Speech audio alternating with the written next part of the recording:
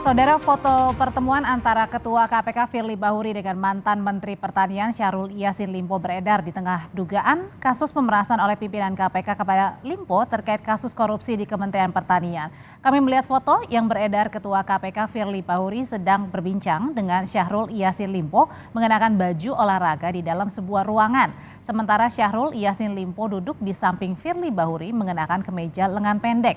Foto ini beredar di tengah isu ada pertemuan antara pimpinan KPK dengan Syahrul Yassin Limpo terkait pemberian uang senilai 1 miliar rupiah kepada pimpinan KPK di lapangan bulu tangkis.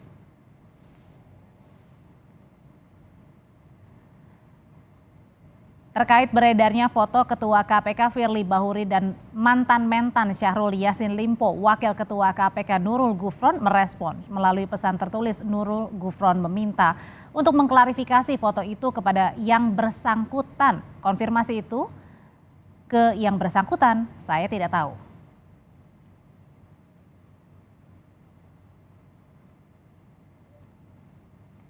Di tengah pertanyaan publik soal belum adanya penetapan tersangka dalam kasus korupsi Kementerian Pertanian, publik dikejutkan dengan adanya laporan dugaan pemerasan oleh pimpinan KPK terkait penanganan kasus di Kementerian Pertanian. Polisi telah memeriksa mantan mentan Syahrul Yassin Limpo dalam kasus ini. Bagaimana KPK bisa mengusut kasus korupsi Kementan secara akuntabel di tengah munculnya kasus pemerasan yang diduga dilakukan pimpinan KPK. Kita ulas sore ini bersama dengan mantan Komisioner KPK Saud Situmorang dan Guru Besar Fakultas Hukum Universitas Jenderal Sudirman Hipnu Nugroho atau Prof. Hipnu Nugroho. Selamat sore Bapak-Bapak. Selamat sore Mbak. Saya yang Selamat pertama sore Pak Saud. ke Pak Saud dulu. Pak Saud, ini sebelum kita berbicara panjang lebar soal dugaan pemerasan pimpinan KPK. Jadi sejauh ini Pak Saud melihatnya KPK bagaimana dalam menangani kasus korupsi yang menjerat mantan mentan Syahrul Yassin Limpo ini? Ada yang aneh? Ya, di luar kelaziman ya. Ya kalau mau pakai bahasa aneh juga boleh gitu. Nah kalau saya selalu mengatakan di penyelidikan aja itu by name by address tuh harus tahu dong siapa yang mau diselidiki. Kemudian masuk ke penyidikan, terus belum masuk penggeledahan. Masuk rumah Audrey saya geledah, kamu belum terima SK, itu lucu juga kan? Ya nggak? Saya berani geledah rumah kamu kan karena memang KUHP sudah mengatur semua itu, dan kemudian penyidik juga paham betul target-targetnya, terus apa yang mau dicari dan seterusnya. Nah, jadi yang pertanyaan besarnya sudah digeledah tapi belum ada hingga kini penetapan tersangkanya yang diumumkan KPK. Ya, pertanyaannya kan belum ada pengumuman resminya. Biasanya kan mereka katanya mengumumkan selalu nanti sekalian dengan penahanan, bisa jadi itu strategi gitu ya. Kalau periode sebelumnya itu begitu penyelidikan sudah diputuskan di penyidikan, kemudian diumumkan, tapi memang tidak langsung ditahan. Kemarin kan mereka punya konsep mau langsung ditahan. Ini kita lihat panggung depannya ya. Panggung belakangnya kita kan nggak tahu nih ada apa. Ya nggak, terus kemudian kemarin ada cerita hari ini beredar foto. Nah itu kan nggak boleh, kan itu pasal 36 tuh. Pasal 36 dipahami nggak sama pimpinan KPK bahwa dengan tersangka atau pihak lain yang ada hubungan dengan perkara itu tidak boleh bertemu dengan alasan apapun.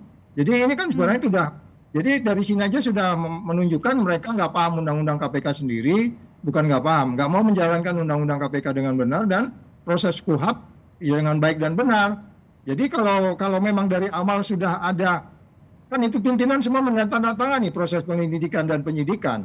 Terus kemudian masih dilakukan pertemuan di lapangan itu kan jadi aneh, itu kan tidak sebenarnya kalau mengikuti pasal 66 ya, dari pasal 36 ke pasal 66 mengenai sanksinya itu apa namanya disebutnya adalah pidana 5 tahun.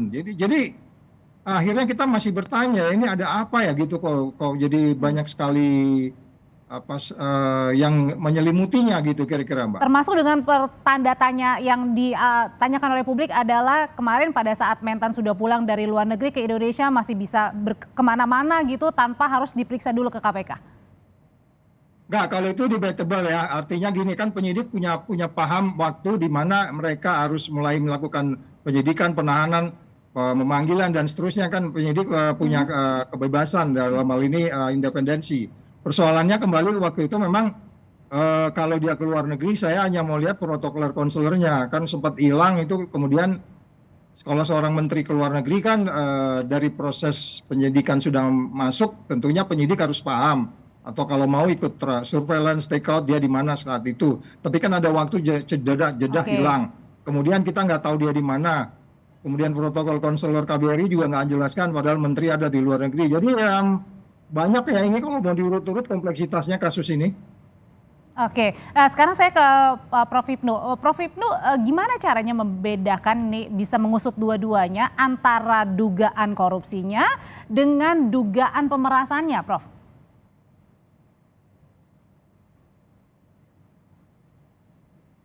Prof, mohon maaf, masih di mute.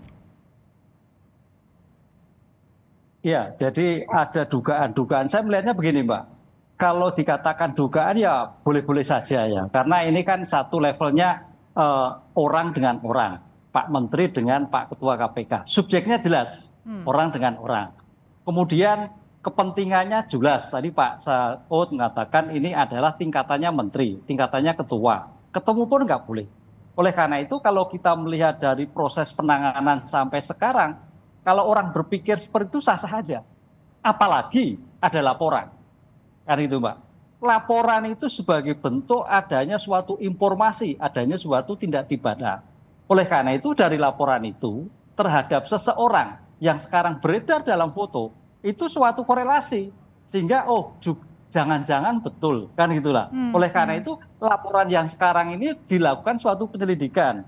Pemanggilan oleh Pak mantan Menpan, mantan Mentan, kemudian pemanggilan oleh ajudan, oleh Polri. Itu dalam rangka untuk mengkualifikasi. Pertanyaannya apakah ada kausalitas? Nah ini yang kita lihat antara penanganan perkara dengan dugaan pemerasan.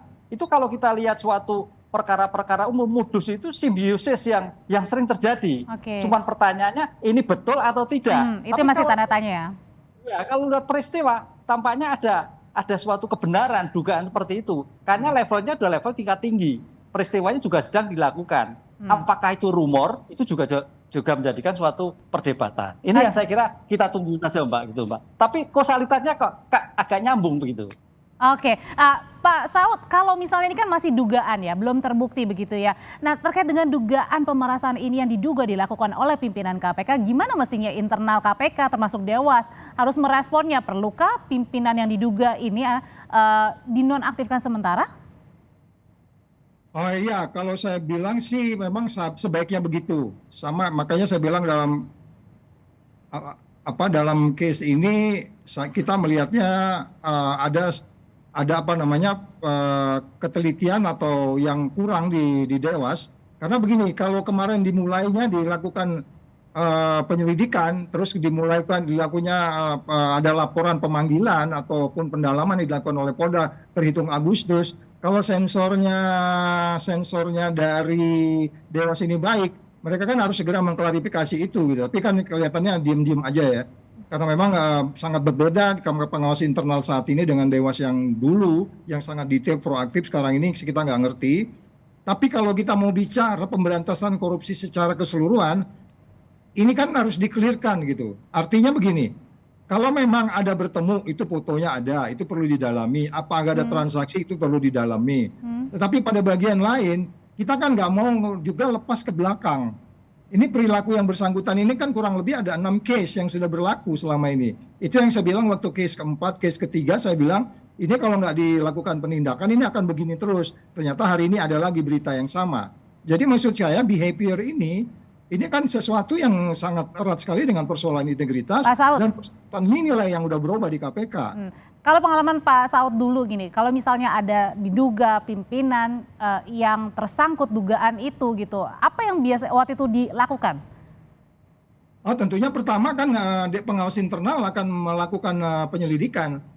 As a simple saya pakai batik lengan pendek, padahal seharusnya persyaratannya batik lengan panjang, dipoto oleh pengawas internal, dikirim tertulis kepada saya, Bapak melanggar kode etik. Menganggap ya itu yang simple as that. Jadi artinya saya nggak tahu sekarang di dalam tuh kayak apa gitu. Apakah ini sudah biasa-biasa? Ada orang pimpinan ketemu ya langsung, sedangkan dalam pasal 36 tadi udah dibilang langsung tidak langsung itu tidak boleh ketemu, dan di pasal 65 dijelaskan itu pidananya 5 tahun kalau pasal 36 itu. Itu kita nggak bicara dia tersangka atau tidak loh ya. Langsung dengan alasan apapun, pimpinan KPK tidak boleh bertemu dengan orang yang ada kaitannya dengan perkara yang sedang ditangani. Jadi dia nggak paham itu gitu. Untuk apa pasal itu dibuat? Kan kita supaya tidak ada konflik of interest, menanamkan kepercayaan ke publik. Sekarang tanya ke publik, dengan foto hari ini itu apa kata publik? Nah, membangkitkan kepercayaan publik itu dalam pemberantasan korupsi itu hal yang paling atas di dalam memberantas korupsi.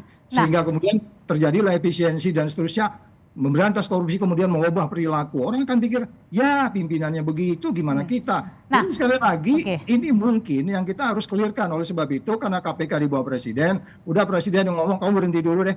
Biar nggak pusing, menterinya juga yang kamu urusin udah berhenti. Sederhana, as simple as that. Menjawab pertanyaan dari Pak Saud itu, Pak Hipnu, itu gimana untuk publik ini percaya bahwa penanganannya tetap berjalan untuk dugaan korupsinya, satu sisi dugaan pemerasannya itu juga tetap berjalan agar publik ini percaya dengan apa yang dilakukan oleh KPK untuk pemberantasan korupsi, Pak Hipnu?